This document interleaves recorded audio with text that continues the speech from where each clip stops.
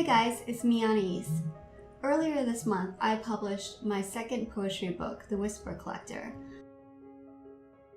I thought that it would be kind of a cool thing if I read a couple poems from that book for you.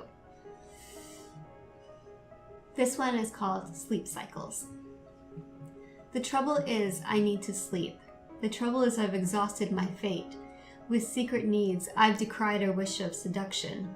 A beat in the blood, into the spiral spinal cord of the rose, tore the pollen from my mouth. So silken is deceit when all the wishes want to believe. Every desire is deserting me. 5 flaming fathoms are opening and flaunting their favorites, all not me. I'm deprived of dignity. Rosebud mouth closing over fingers bent, receiving sticky honey, sweating petals dusted. Dewdrop and camp upon thighs so silvery old, the sights they have seen in a young age has eldered them and left limbs shivering in pale light. I hate myself, I hate you. I hate breathing that leaves me echoing the fate of the tree. Leaves it open, red, gold, marigold, leaves in a garden, frightened of 2 halves, a whole. Miracles suck the mouths. Words wept into the lap of an empathetic man. I'm off inside my head again. He cannot find me. I'm lost inside my darkness again. I'll soon be clinging to your light. A gust of wind shielding my tears from his tender questions, touching at a core truth too picked on to be spoken aloud. The curved back hero administers the final toxic elixir to change me into a myth before I am ready. Forgive my crushed petals, I grew them for you. I only wanted to scent the air, I only wanted. The want is covered under silk, the velvet hammer in his hands, and I don't think it was cruelty, the shattered glass feeling. He wanted me awake when he told me. So silken is deceit when all the wishes want to believe. This one's called Chicken Little Tendencies.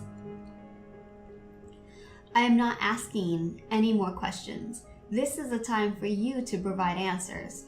They come on stilts, I know, and you afraid of heights, afraid of falling, afraid of landing, afraid keeps you standing looking stupid. I hope you know it. You look like a complete fool gesturing awkwardly. Some days I hate you more than others. I know you feel the same, but you lack the strength to have your say. So stay there and gesture. Mime out your panic and water your soul through the eyes.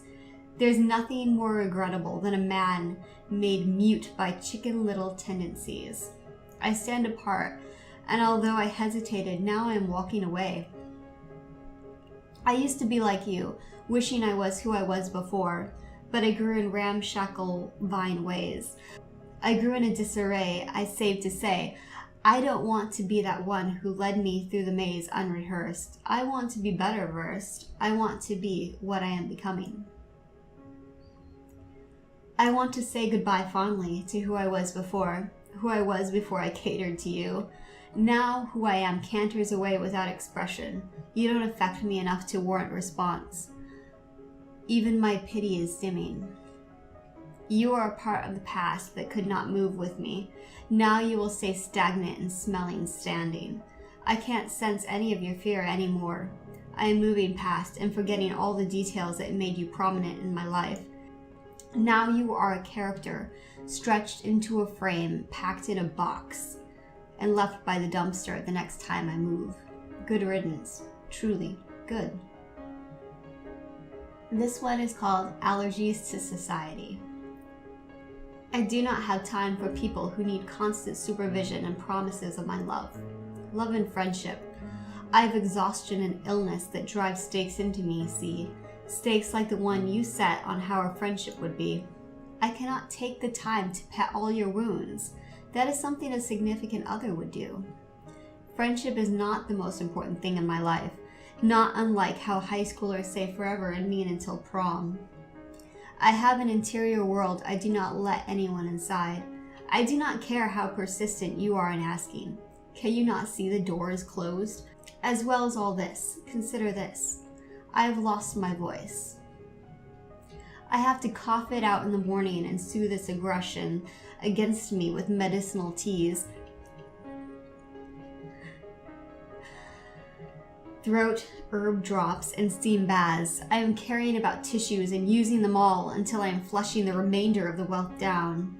Weak of tone, I am now. I only called my mother, and even then sat in silence for some time as my voice had sailed on. I have had my anger sparked, and no air in my lungs to blow out the flame. It is not that I wanted to forget about you, and I did not forget. I just could not speak your language those days.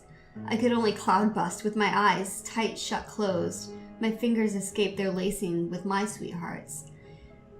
In the night, my heart is a closed glove. I have no energy for you after him. I am pretending all social skills because I want them terribly. For you, and for me, and for the masquerade of normalcy. But the mask slips, and I settle back into my skin of the person who forgets and is bombed by her flowers, bombed into creation. A symbol of the human genius should be a figure in love with a book. A book has so many connections, and a friend is only that one person. That one connection which never ends up seeming important unless they can handle when I am silent, when I am coughing up my voice again. Thank you for listening. I'm going to finish my tea. I hope that you have tea too, and I will talk to you next time. Goodbye.